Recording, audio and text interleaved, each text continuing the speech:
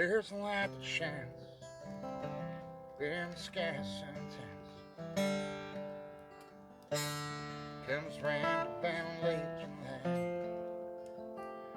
Really ain't that far, all depending on where you are.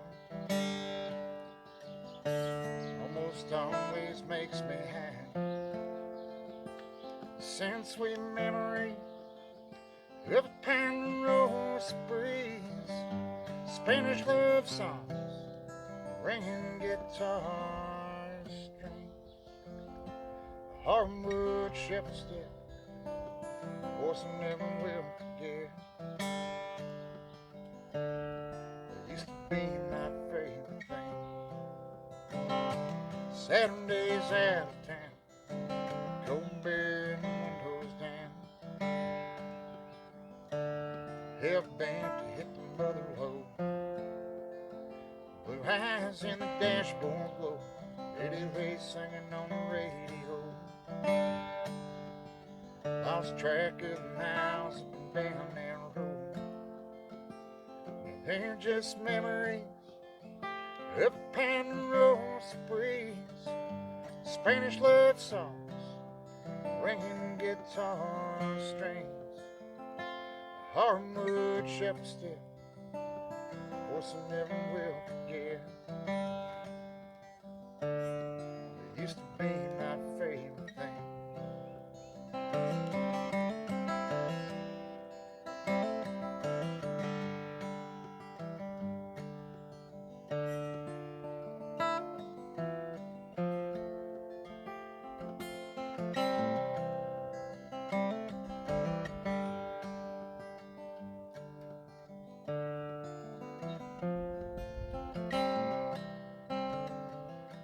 Her hair still smells like summer in the evenings.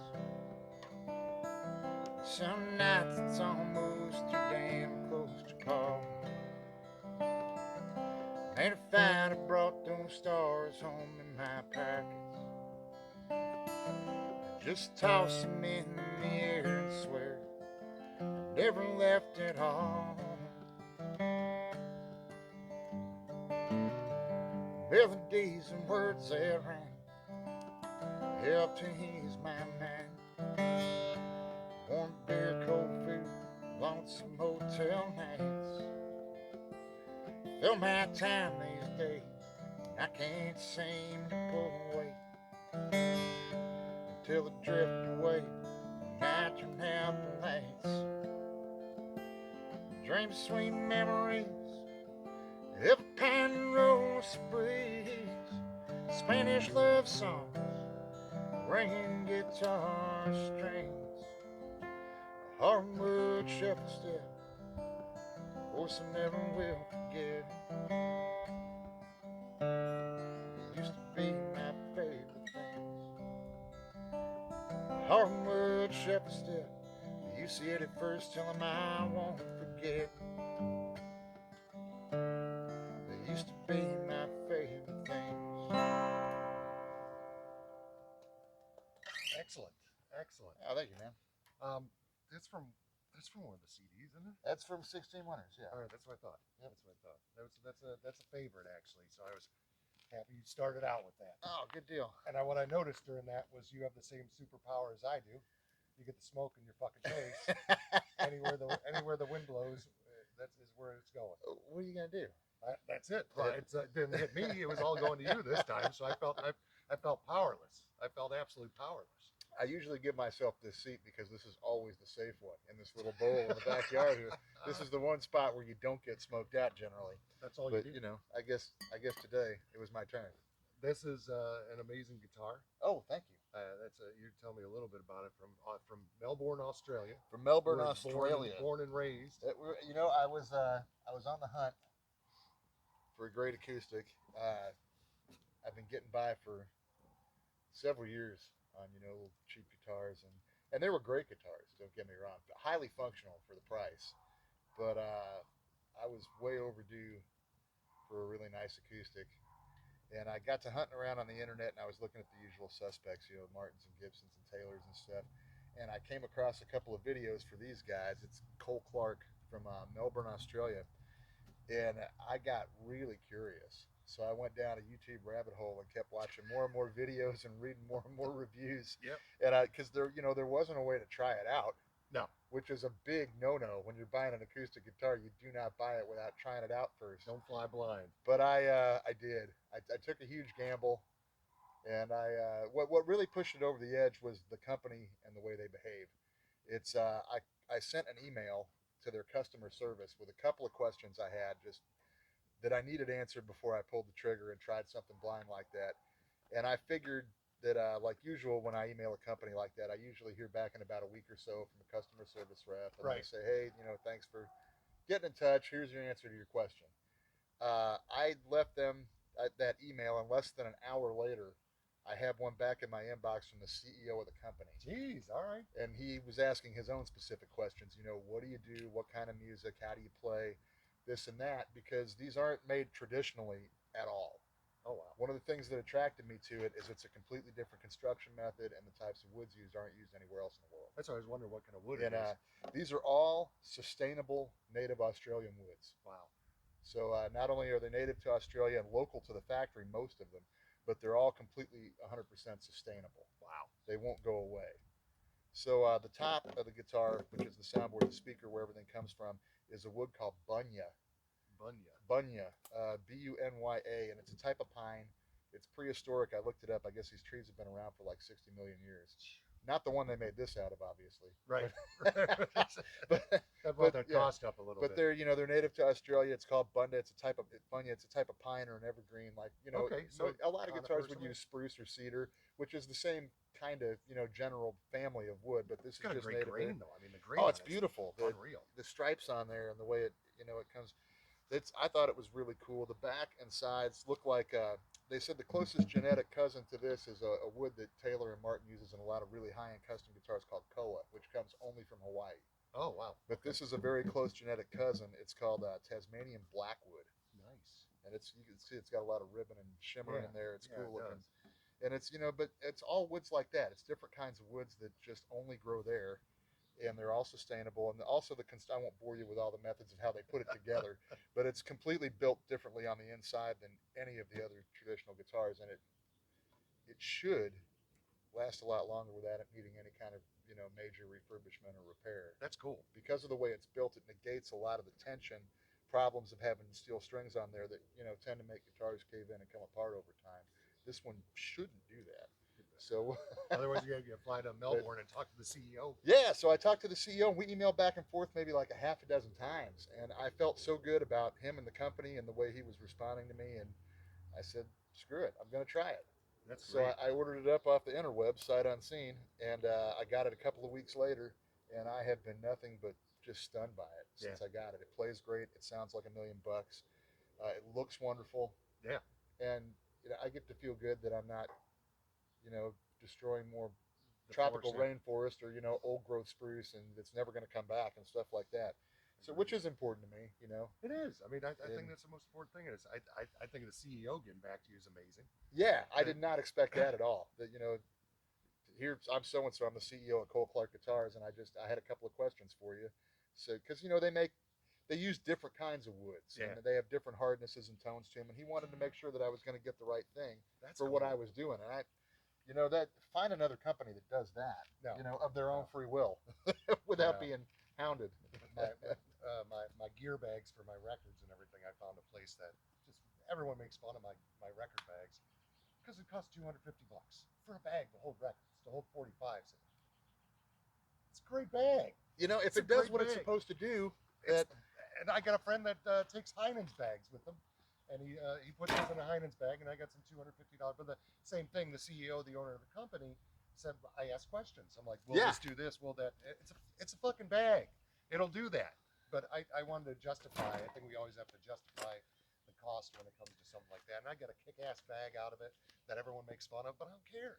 I don't care. I'm always, if I can afford it, if I'm in a position where I can do something, I would always rather buy something high quality and that's specifically engineered for my needs. That's it. Because you know what? I'm usually only have to buy it once, and that makes a big difference. Exactly. So I mean, you got a $250 bag, but now you're not going to buy 10 $30 bags. absolutely. That'll bust down all the time. Yeah, I know it. But it made me feel good about it when they get back. I think that's cool. That yeah, guitar is fucking amazing, though. It's the yeah. real I'm deal. I'm real happy with my. It was a big gamble. It wasn't a cheap Are, guitar. are It you gonna was take? You're gonna take that out. You're gonna play out oh, with all it. the time. I was Yeah, gonna say, I'm all like, the time. I want to That's leave it. what I bought it for. I don't want to take it out. I want to leave it in the case and That, make it look pretty. Don't let anyone touch it. no, I bought it specifically to take out and use and make music with, and that's what I'm going to do with it. Now, if you go out and see the buddies and everything, like say Chris Allen or Brant or someone like that's out there, will they try to fuck with this? Will they take it out and be like, let me try that out? And then do you get all worried about it, like a child, like they're touching your kid? Those guys, no way.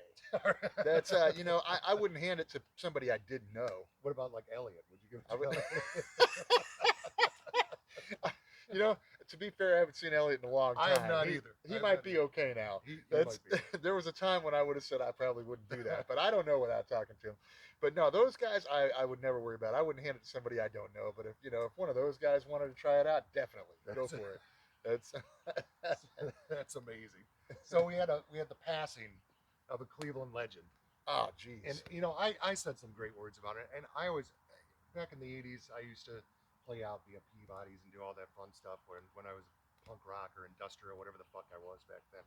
And we did a showcase for Peabody's, and it was one of the ones they used to always do for the record, for not the record label, the local college radio stations. Yeah. And that was my first encounter with Michael Stanley. So we're upstairs, about ready to go on. Michael Stanley, I'm going in the dressing room to get changed. There's Michael Stanley in a towel with two chicks in the bathroom doing whatever the hell he was doing. I'm not going to say he was doing illicit drugs. I'm not going to say anything. He was doing what he needed to do at the time. And that was my first encounter. So I always carried that on with me to say, he's he's a rock star. He's a rock star, and he's kind of a dick. And then my next thing with him was years later. Chris Allen's doing that show at Music Box for the Rock Hall, where it was the inductees, and I think Michael Stanley went up and did the Bee Gees or something like that. I don't remember what the hell he did, but then I met him afterwards, and I'm like, I'm gonna finally meet this guy, and he's gonna be the biggest dick in the world. He was the nicest guy. He was the nicest guy ever that I ever met, and I just wanted to go. I went there with a chip on my shoulder, and I said, he's gonna be an asshole, and we're gonna do cocaine in the bathroom, and none of that happened. He was just a gentleman. I don't think I've ever met anyone that I would consider, a credible source who's actually spent time with Michael, Right. who would say that he wasn't a great guy. I've never met anybody, who actually has spent time around him or made music with him or been a real part of his life that has anything bad to say about him at all. I just carried that. I carried that around, and I think there's a lot of people around that just didn't like it, And I said to everyone, I go, you know what? PA's got who? Donnie Iris, Southside Johnny, in Jersey. Who are the Michael Stanleys? What you remember growing up? Like they never made it out of your state, but they were the shit. And the guy sold out Blossom. There were some. Straight. I come from Texas, Yeah. and there were so many. What you got to understand is Texas is like the size of mainland Europe. It's it's bigger than most countries. A lot of countries. So I mean, you can have an entire music career in Texas and never leave the state, and actually be like really freaking famous. Yeah. But not over the border. And we had guys like that. The guys that I think of, and really because of the way the modern music scene has progressed, and the way that independent music is now able to do a lot of times more than label music is able to do, because of the nature of the way the business has changed. A lot of these guys are more well known now than they were when they were at like the peak of their careers down in Texas. Yeah. And I mean, you get guys like Bugs Henderson and Joe Ely, and Joe Ely was a big one, for us, and Jimmy Dale Gilmore. And then later on, came your Lyle Lovett, who did get, international fame. But, Robert Earl Keen, I asked him once, why don't you tour more outside of Texas? And he said, why would I? You don't have to. You don't have to. Yeah. He doesn't need to do that most of the time. He does now and then. But really, that place is so big, and there are so many towns and cities and so many markets. A lot of those, we had a little more of that, I think, than a lot of states do or cities, because it was just the nature of the beast. But yeah, you had your Bugs Anderson, your Joe Ely, your Jimmy Dale Gilmore, your Robert Earl Greens, your Pat Green. Was a big one who came out of there. Oh God, there's so many. And then Steve Earle, Yeah. He got a little bit more recognition. Yeah. But Towns Van Zandt, there's just so many people. Blaze Foley came out of there, and I mean I could go on and on. And I've never even heard of Blaze Foley until I saw the what the hell was that show Mike Judge did on Cinemax or whatever the hell Tales it from the Tour Bus. Tales from the Tour Bus about him. I was like, this guy was ill. Number one, he was ill, but I mean, he was an amazing songwriter. So, but now I think the lore comes along with some of these people that say this guy's great. This guy wrote great music, and I think that happened with Towns. I think it first happened with Graham Parsons. I think people caught on the Graham train, and then that's just for me at least. And Towns, and then now Blaze is coming to getting his due because someone made a crazy documentary about him. Yeah. You know? I mean, we had, it wasn't just the country stuff either, and the songwriter stuff. We had rock bands like Trippin' Daisy. And, oh yeah. And the New Bohemians were out of Texas. Oh wow. Eddie Brickell, and it was, yeah, there was Roky Erickson, the 13th Floor Elevators. Yeah. That was, but some of this stuff broke out, but it never got like worldwide huge. Or it reminds me of my favorite out of Texas are the old 97s. Oh, that's a great example. So and they still haven't broken out of and they'll play the Beachland, they'll sell out the Beachland, but yeah, you're never going to get them in a stadium. But in Texas, I bet you would. I mean, not a stadium, but you get them in a nice size. You get them in a nice size room. They also do really well in some of the really big markets like Chicago and New York. They'll sell out bigger rooms. They'll go into these theaters that are 2,500 seats, but they're a lot. Those cities are a lot bigger than Cleveland. You go into New York City and you got to figure there's 9 million people in the greater New York area. Yeah. And they get 2,500 of them to sell out a theater. That's insane. That's a very small percentage for a band that's that good. Exactly. And they've been doing it for years. And I think that even Rhett doing his solo stuff and everything will come to Music Box. It's great. I mean, he writes great freaking love songs. Great pop songs with that little country twist to them. I think they've gotten away from the earlier days. They're finally reissuing, oh my God, their first album, and I'm gonna kill myself because I can't remember the freaking name of it. But their first album was it had Oppenheimer on it and all that other fun stuff. It doesn't matter, but they're finally reissuing that on vinyl after freaking 30 years. I used to rock out to that in the 90s, early like mid 90s. I had heard of that band, a lot, and I never listened to them. I just, for whatever reason, I never really. It wasn't that I avoided them or whatever. I was never in a place, or most of the music that I discover from somebody else I'm on a bill with doing a show. They say, hey, you should check this out. Or I'm at a party and somebody's, we're passing a guitar around and somebody plays a song and says, this guy wrote that, or it's by that band. And I go, I need to go buy that record. Right. And for some reason, it didn't happen with them until maybe 15 years ago. That's crazy. And that, 15 years ago, my buddy John Yankee pulled out this tune when we were dicking around one night called Designs on You. Oh, and it's unreal. That song blew my mind. And I had to, right then, I had to go, I'm like, I got to go look into this guy and this band. And like I said, they're great love songs. I mean, that song is it should be, if we were all making mixtapes still, act like we would, that would be on every single girl's mixtape because it's just an amazing song. Yeah. Amazing song. It's about heartache and I love you. Oh, it might be one of the best unrequited love songs I've ever heard in my life. Absolutely.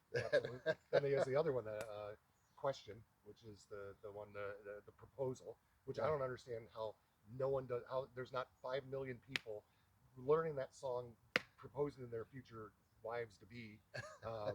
Just all of his stuff. His solo stuff's great, and then obviously. Yeah, he's a great songwriter, and the band does great. And he's animated as fuck too. Yeah, they're fun to watch. Yeah, absolutely. And they'll put on like a 3-hour show, which is amazing too.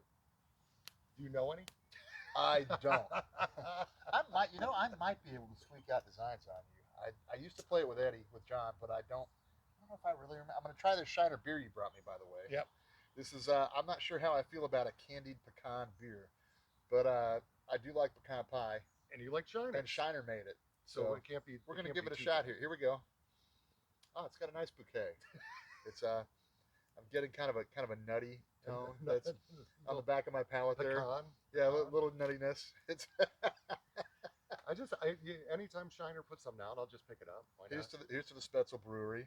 Right. I've also got my I'm shouting out to my friends down in Kentucky to Mike and Tony and the rest of those guys. I got my Country Boy Brewing from Lexington, Kentucky. Nice. My koozie today, and we're going to put the Spetzel Brewery Shiner Candied Pecan Ale in here and see how it goes.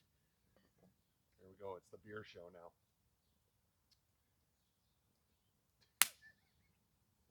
Acquired, or is it? It's not bad. It's not bad. Right. I'm trying to come up with the right way. It definitely tastes like a pecan pie. Really? It does. All right. It's like I put a Shiner beer, like a Shiner Bock, and a pecan pie in a blender and made a smoothie. Like a high protein thing for my workout. That's perfect. That's perfect. Yeah. That's hilarious. That's hilarious. No, it tastes like a Shiner Bock and a pecan pie. It's delicious. That's perfect. I don't think it's something. It's a little sweet for me. I don't think it's something you'd want to drink a lot of. Yeah, but as a dessert beer, I think with a big steak dinner and a baked potato, and this to cap it off, that's perfect. That I think it would be fantastic. That's amazing. I was telling GS that I've got my Yeti full of iced tea today, switching medications, and I talk about that freely. I don't care about that one way or the other. Trying some Effexor for the depression stuff, especially during the seasonal time when it's nice and dark and everything's gloomy, and I feel fucking great. I'm just not drinking anything. Take vitamin D. Take vitamin D. You do? Okay. I take vitamin D. You got to take vitamin D and everything. So I didn't want to fuck with my medications thing. Otherwise, I'd be swilling back with them. But now the vitamin D, I only asked because the vitamin D made a huge difference to me. Yeah. And I didn't realize what a difference it would make. And you got to take a lot of it. It's like whatever you get in a daily supplement, like an all-in-one vitamin, isn't enough. No. It barely puts it down. When people tell me how much they take, and I heard about it, they're like, oh, I'll say 100,000 milligrams. I'm like, you're taking what? But it's high. It's 2,000 IU. IU, okay. Which is like, because it's a liquid or something. I forget, maybe 50 milligrams. I don't remember, but it's like 2,000 IU in the little gel cap that I take. And that's what he was like, are you taking vitamin D? And I said, well, it's in my multivitamin. And he was like, nah. He goes, I want you to get this.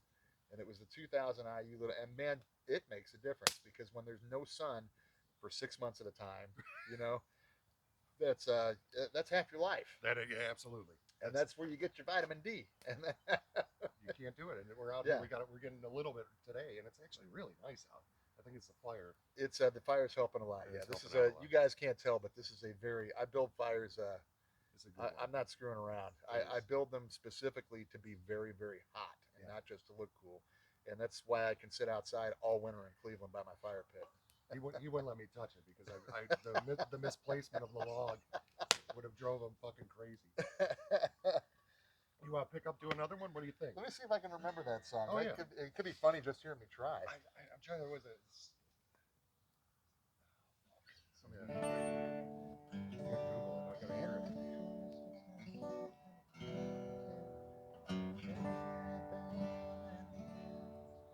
You go ahead and get married. This could be our secret thing. Tell souls, people in the nightclubs where I sing. I don't need to get you all worked out. Secretly I do. I believe I said I didn't have signs on. I'm gonna try. I'll see if I can remember the lyrics. It's such a great song. I think I'd get them with a. This is just a sample, if you're not familiar, of Rhett Miller's songwriting. This guy is a genius. Like we said, this was the song that got me into them. And standing at the corner of 6th, how to forget. Trying to do right by you all night and net. Well, you can go ahead and get married. This will be our secret thing. I won't tell a soul except the people in the nightclubs where I sing. Well, I don't mean to get you all worked up, except secretly I do. I'd be lying if I said I didn't have designs on you. Yeah, I'd be lying if I said I didn't have designs on you.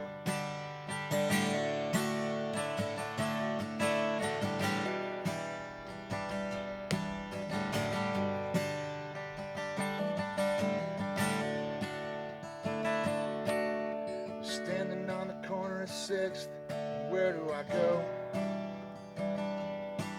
The parade shut down and the rain is running the show. Where did all these from? How soon can they leave? Normally I'd be into it, but I need to get some sleep. Well, I do wish you'd come over, but I'm warning you, if you do, I'd be lying if I said I didn't have designs on you. Well, I'd be lying if I said I didn't have designs on you.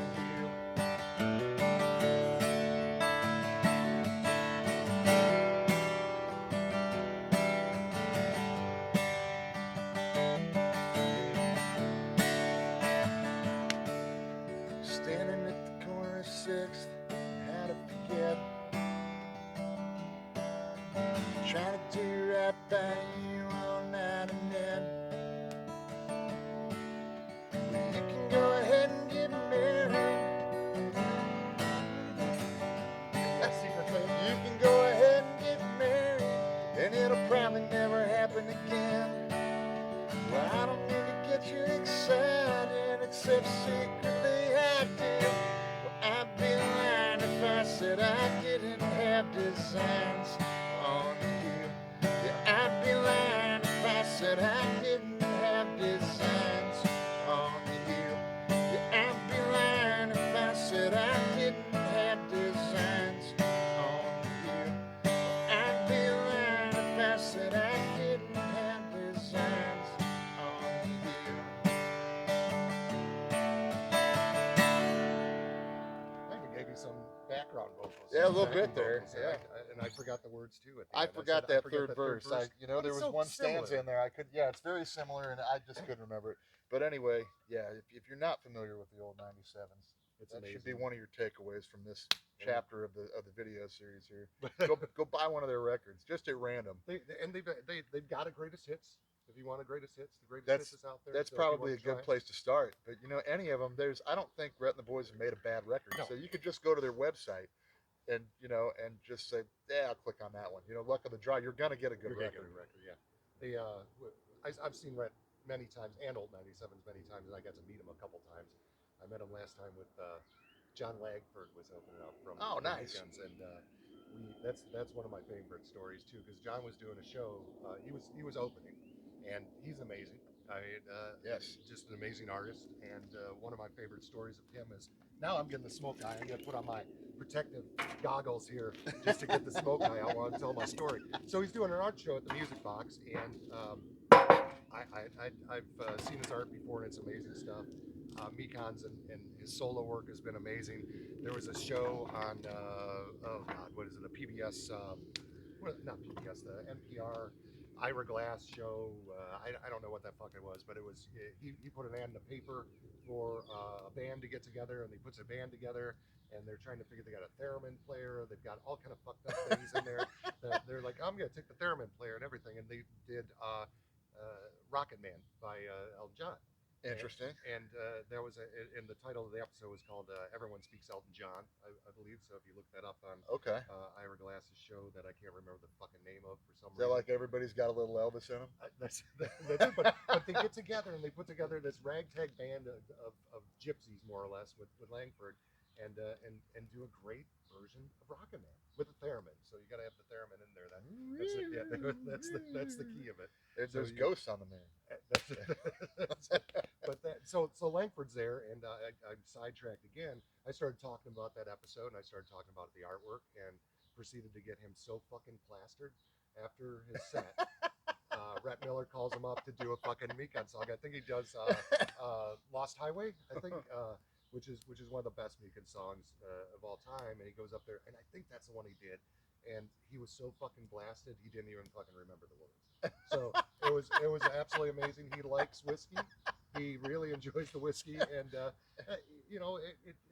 is what it is. You never know when you get called up. You ever get called up by a headliner to come out and do something? Yes. Anything exciting? It doesn't happen very often. When you're sharing bills with your buddies, yeah, it happens all the time. Sure. But with national acts, with people who are obviously a few more rungs up the ladder than I am in the business. The first time it happened to me was with Stacey Earle and her husband Mark, who used to be in the Dukes, was Steve Earle's guitar player for a long time. Stacy is Steve's sister, and I did not expect that was going to happen. I opened the show solo, and then they played. And if you ever get a chance to see Stacy and Mark, please go. It's just fantastic. Yeah. And not only does she tell some great stories about growing up in Texas with Steve and the rest of the family, but the music is just incredible. And I did not expect to be asked to go up and play a song with them. And as I walked up to go play a song with them, Mark hands me this like ancient, vintage Gibson J45 that he's got on the stand there. And I grabbed it and I strapped it on and I took a step and I tripped over one of the cables and I almost wiped out. I almost went down face first with this thing because I didn't think I was going to play anymore that night. So I had been sitting at the bar just down in shiners like it was my job. So I'm down in Shiner Beer John like it's my Langford. job. Yeah, I'm sitting there just watching them and enjoying it, singing along and enjoying the stories. And Mark's like, "Hey, come up and play one with us." And I'm like, "Yeah, sure." So I'll he play hands me one. this ancient, beautiful vintage Gibson guitar, and I almost turned it into toothpicks. Oh, I didn't fall. I tripped and I did one of these and I went about halfway down and his hand touched me on the shoulder ever so gently and he goes, "You all right?" And I said, "Yeah, man, I'm all right." Oh. And we played the song, which I don't remember what it was now. That was years ago. But all I can remember is how I almost shit myself because the whole thing was in slow motion and my Oh. boot heel got hooked on a mic cord and it was just tight enough that instead of just coming along with me, it actually tripped me. And I almost went down face first on that beautiful guitar. Holy shit. Holy shit. And that would, if it had happened, that would be a story that not just I would be still telling today. Oh, yeah. He'd be telling that story too. Absolutely. This fucker, he was at the bar, and I said, come on up, kid. Come on up, kid. Come on." Yeah, it was that one was bad, but geez, man, I got to, I did that project with Waymore's Outlaws with Waylon's old band, Yeah. and I ran into them a couple of other places over the years after that project was over, and they've asked me to get up and do a song with them, which is always cool. Yeah. And I try to remember. There's been so many freaking people that I've shared stages with that it's hard to even think of it. You know. That's pretty amazing. I still remember my last one that I did. Was weren't you there? The Scoliosis Jones played at we did the benefit at the Happy Dog the one time, and they called me up to do a Johnny Cash song with them, and it was the easiest one in the world. I might have been there. Cocaine Blues.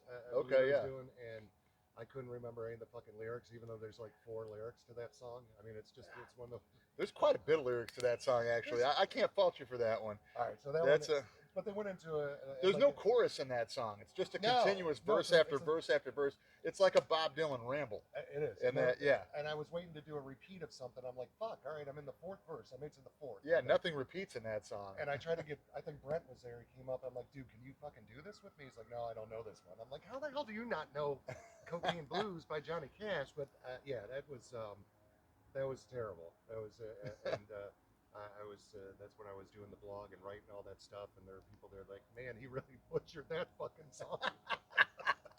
So I became newsworthy, but it was. We've all had that. Yeah. So, but I was drinking, I was having a good time. Yeah. We were raising money for dogs, and we raised a lot, and we were celebrating, and drinking a little bit, and I forgot the words. I mean, and the biggest mistake was not to bring a fucking lyric sheet with me. And they told me too. I think I had one with me, and Tox was like, "Get that the fuck out of here!" And I think he threw it out because I think he wanted me to bomb.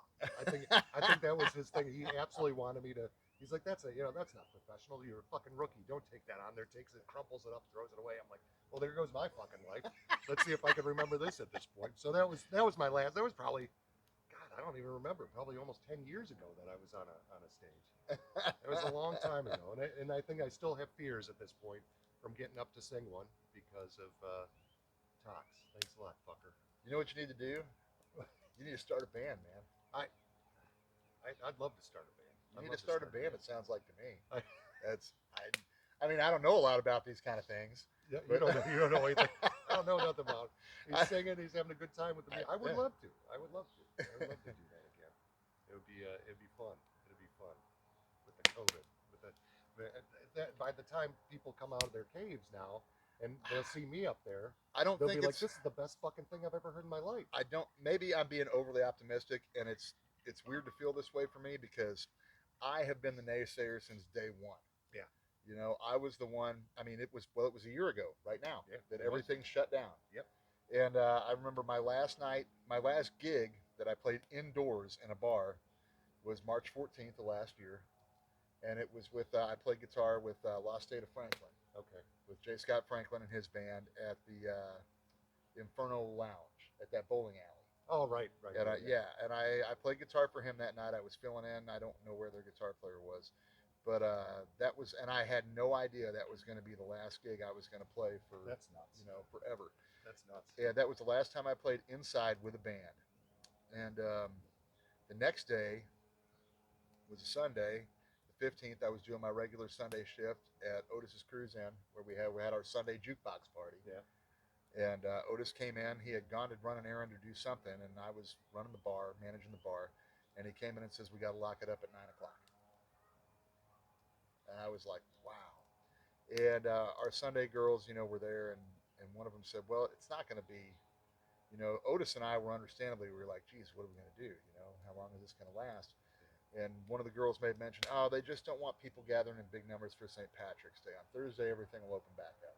Right. And I said, "I don't think you really understand what's going on here." Mm-hmm. And one of the other girls said, "Well, it can't be for more than a couple of weeks. You know, people have to make a living." And at that point, I predicted it. I called it. I said, "It's going to be at least 90 to 120 days, 3 to 4 months. We're going to be shut down." Yeah. And everyone in there said, "No way, you're crazy. It'll never happen." And I said, "It's got to be at least 3 to 4 months of everything shut down to put a dent in this, Yeah. and to stop this thing." And they said, "There's no way. It'll never happen. No way that things won't be back to normal in a couple of weeks." And I wish I had been wrong. I agree. You know? And I wish I had been right. We didn't do what we needed to do, and that's the No, that's the problem. but now it's been a year, and it's just insane to me that it's been a year since I was. But I am actually I'm feeling optimistic, which is strange for me. That's what I'm getting back to, is that with the vaccine rolling out the way it is, and I know that I want people to be patient, because I know it doesn't seem like it's doing as much as it should be or moving as fast as it should be. But you got to understand, there's 330 million people in this country, and it's not just happening in this country. It's happening all over the world. Yeah. So to get, you know, billions of people vaccinated it's not something we can do in a couple of weeks. No.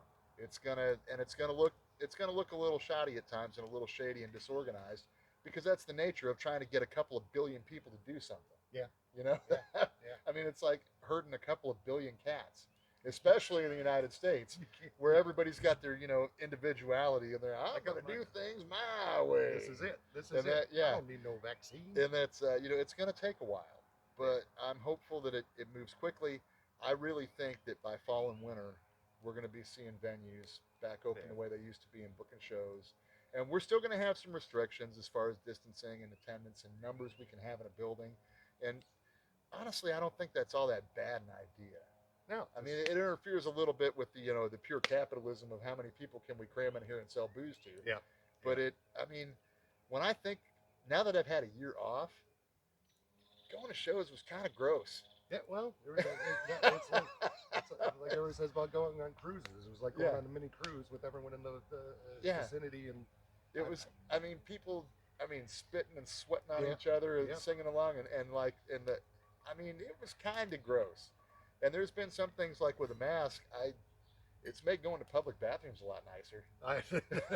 It's true. You know? It's true. I don't feel like I've got somebody's shit down my windpipe now when I go to take a piss at Target. I agree.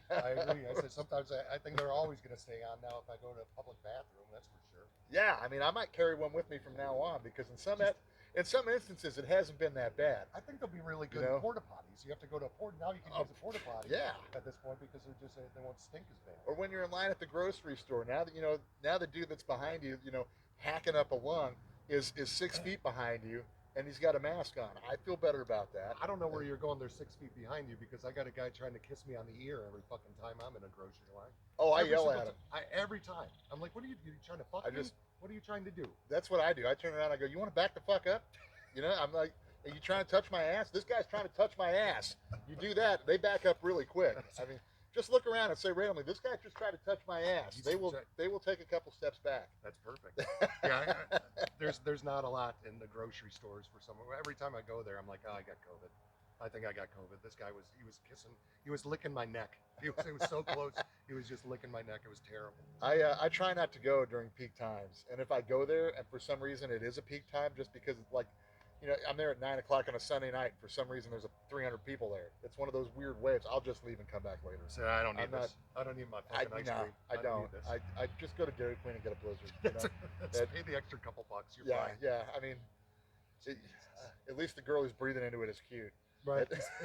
I went up on Lorraine. They have great people there. Wonderful, wonderful family environment. Wonderful family establishment. Oh, all the girls though. No, that it's we tried to do a swap, a couple, because the record swaps. Are we okay? We're not still talking about we're girls. not talking about girls. We tried to do a swap. Yeah. No. We tried to do one a couple weeks back. Dude, your wife's gonna watch this. Well, sorry. You found out. He really talked you up, Jeanette, like a lot.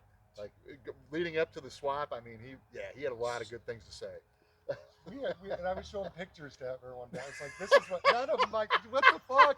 No, of the record swaps where we would have like 300 fucking people, and then we had one a couple weeks back, and there were 25 people, and they freaked the fuck out because there were too many fucking people there. Yeah, and we had to shut it down like almost immediately. So I'm like, I just don't see when it's going to be that. But again, it was a bunch of people that were being stupid, and you can't fix stupid. You can't. So you look at something, and it's like a flea market, right? Look at something, move on. Look at something, move on. Don't fucking congregate and talk to people where other people are. Go sit. There's fucking 80 tables over here where you could sit and have a conversation, but they wanted to, so they're like, there's too many people up here. I'm like, get the fuck off the stage. So we had some problems that we're gonna try to work out, but I mean it is what it is. You got to try. You have to. So you have to try, and you got to be patient, and you got to. I really think that later this year, like fall, winter, we're going to see things start to go back to the kind of world that we were used to before. Yeah. They're going to start. It's not going to go all the way. But I really think that by this time next year, we're going to be seeing a big difference. Yeah. I think it's going to take that long. We're going to be probably about halfway through 2022 when things are what we would consider normal. And it never is going to be. No, it's never going to be completely normal. That's the thing that sucks. But this thing is here for good now, and it's more on the way, I'm sure. Oh yeah, it's going to keep mutating, and there's going to be more stuff, and it's that's the other downside to having 8 billion people on the planet is that that shit like this is going to happen. So I sit there and I think about all the other countries. Australia opened up, pretty much, and they had some concerts, and they're doing their thing. New Zealand was kick ass. So I can't remember. I just look on the news of everyone else that did it right, and now I feel I knew we weren't. I think everyone knew we weren't, and now you look at the other countries and like, why the fuck didn't we listen? Because we're America, man. It's not about all of us. It's about your individual freedom and mine, and our right to be assholes. That's it. That's that's what it's about here, and nothing. It says right in the Constitution. I read it that the right to be an asshole shall not be infringed upon. That's it. That's the one. And And guns. And guns. All right. What do you got next? What are we gonna do? What do you think? I don't know. What do you think we should do?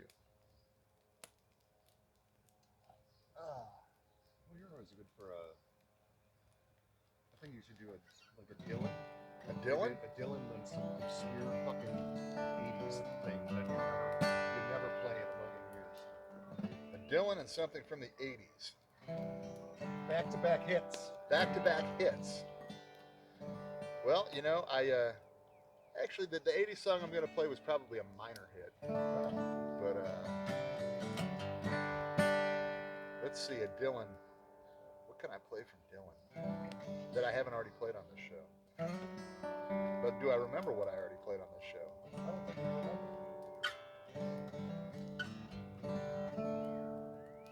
The guitar sounds so good. Doesn't it though? It sounds amazing. I love this thing. It's got like a 3D thing going on. Yeah.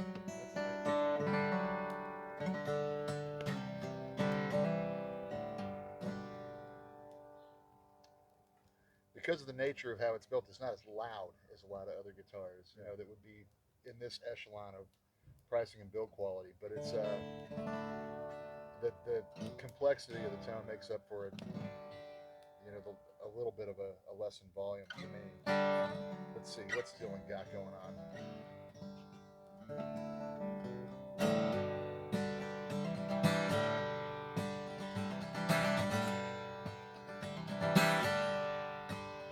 She got everything she needs.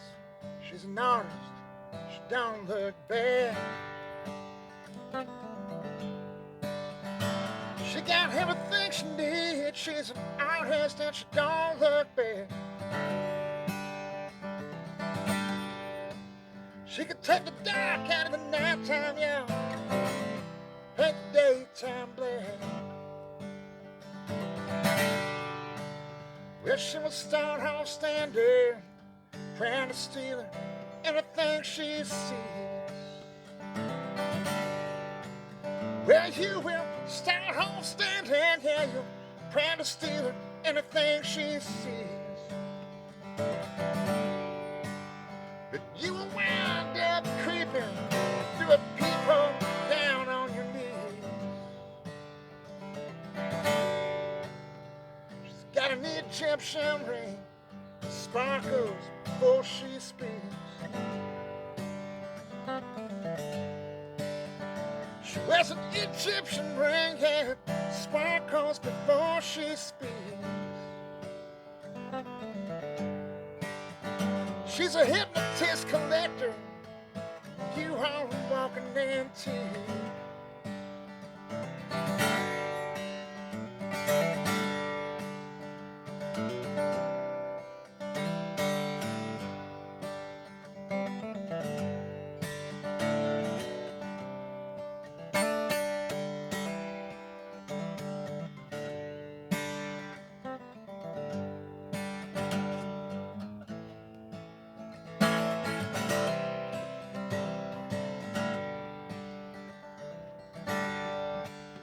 Little lady never stumbles, she got no place to fall.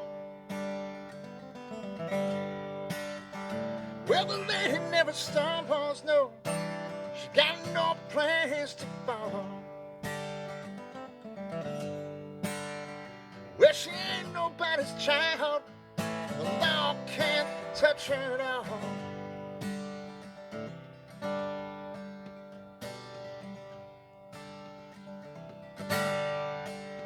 We're back down to her on Sunday, salute her when her birthday comes. We're back down to her on Sunday, yeah, salute her when her birthday comes. For Halloween, get her a trumpet. For Christmas, get her a drum. She's got everything she needs.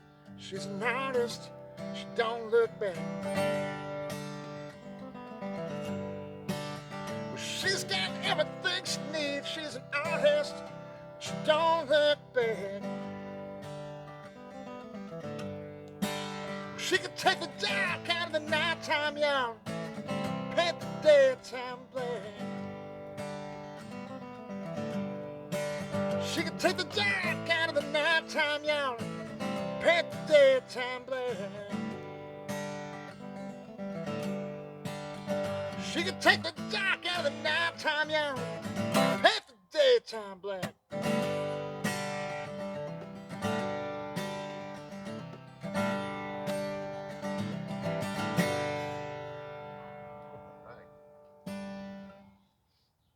Bob Dylan. Mr. Bill. All right, something from the 80s.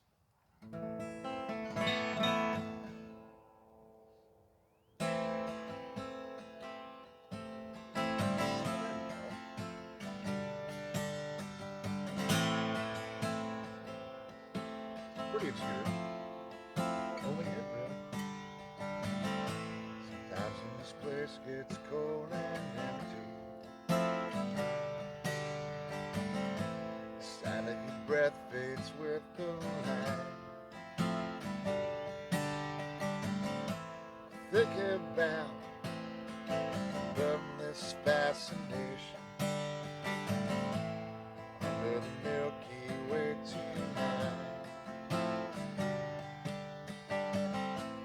Lower the curtain down in Memphis. Lower the curtain down, alright. Got no time for private consultation under the Milky Way tonight. Wish I knew what you were looking for. I'd have known what you would find. Wish I knew what you were looking for. I'd have known what you would find. Still, it's something quite peculiar. Something shimmering in white leads you here, despite your destination under the Milky Way tonight. Wish I knew what you were looking for. I'd have known what you would find. Wish I knew what you were looking for. I'd have known what you would find. Still, it's something quite peculiar.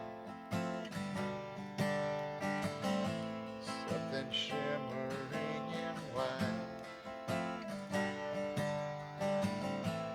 leads you here, despite your destination under the Milky Way tonight. Leads you here, despite your destination under the Milky Way tonight.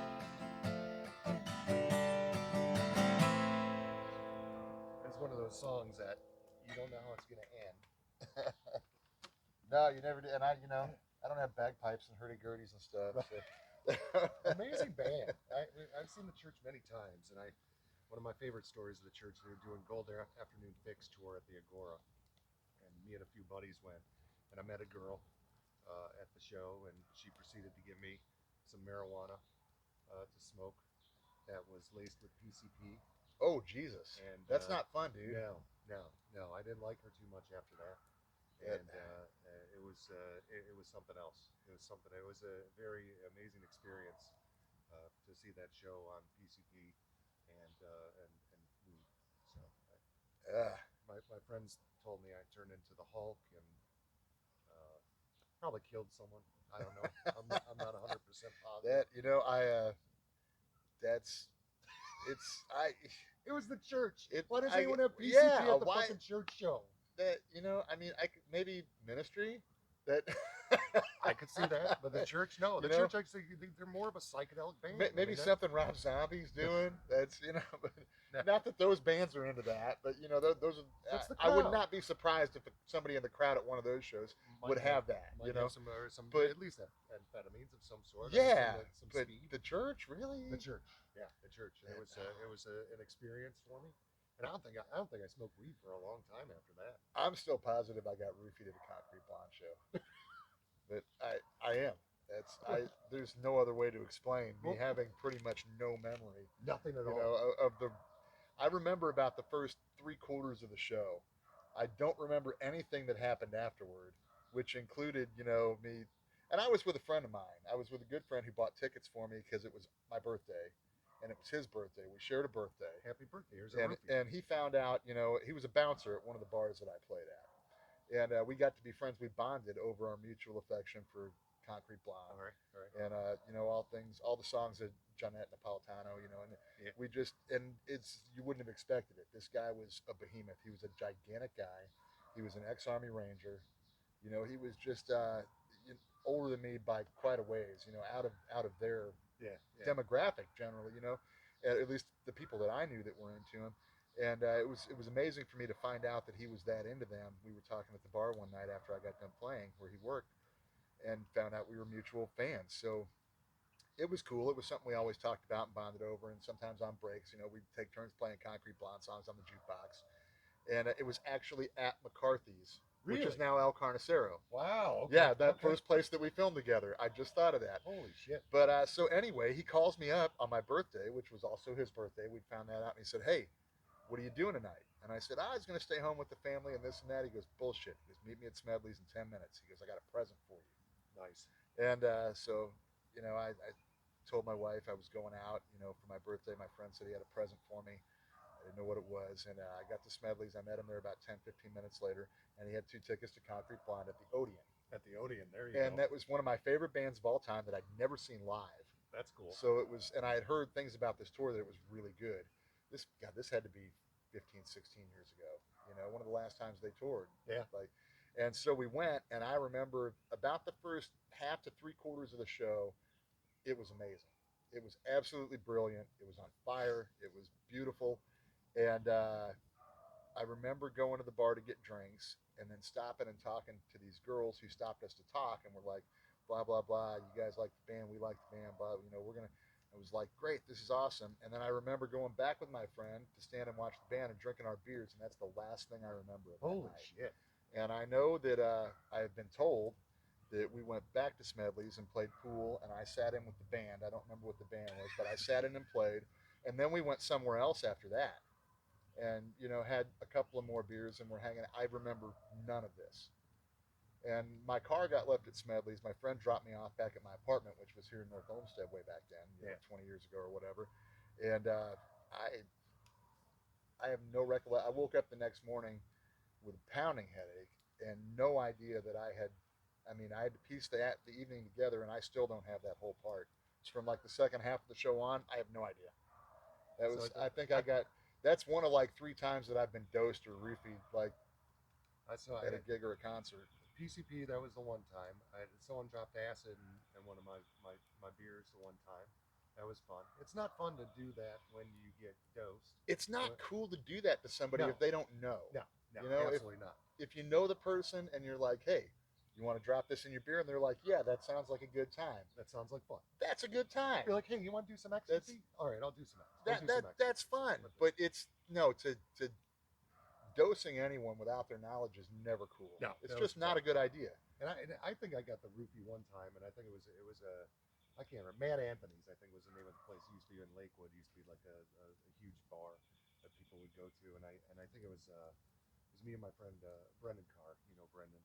Um, he was we were drinking, doing shots, and the next thing I know, I don't even know who the fuck what my name is at that point. So I think I was hitting on some girl, as usual, what I would do back in the '90s, and some other guy was hitting on her. I think the dude dosed me, thinking he was dosing her, but maybe dosing me because. And this is why people shouldn't dose people. Exactly. It's just it's messed up no matter who you do it to and no matter what the reason is. It's just a messed up thing to do. I took one for the girl that was gonna get dosed and probably thrown into a car somewhere. And I don't remember fucking shit. I vaguely remember driving Brendan home, and then I had a cop following me, and I stopped at Clegg Road over there when they had payphones, and like it was around Thanksgiving, it was the night before Thanksgiving. Pulled up the payphone and just proceeded to pretend like I was talking on the phone. Passes me by, that's fine, and then I hang up the phone. I fucking puked all over the fucking place. I don't know how the hell I got home, but it's terrible. It's not. Don't dose people. What the fuck is wrong with you? Buy them a beer or buy them a drink, or something, but don't dose people. It's not right. Funny. No, it's not funny, and it's you know if you're doing it to be funny, it's not funny. If you're doing it for nefarious purposes, you're just a cocksucker. Absolutely. And I hope you lose some teeth. That's right. That's right. Violently. Assholes. Yeah. Shit. Well, when you were saying I would see Concrete Blonde, I was thinking Four Non-Blondes. When you first fucking said it, and that's why I was kind of smiling. I'm like, wait, you did what? That was one of your favorite songs. You know, Hey, yeah, or what the hell? That's What's going on? actually a mistake a lot of people make. I tell them one of my favorite bands is Concrete Blonde, and they're like, "Really?" You really like that And song? that, They only have one that's fucking song. Though. always what they're thinking of. But then I got it, and then I Yeah. thought Joey, and all Yeah. the other songs that were pretty Oh good. yeah. So, you want to play Concrete Blonde? Do you think you could pull off a female vocal? I could do some Blonde for you if we can take a quick break. Yeah, let's take a break. Yeah, let's take a quick break and refill and Let's camera. We'll get our cameraman to stop the video. cameraman, could you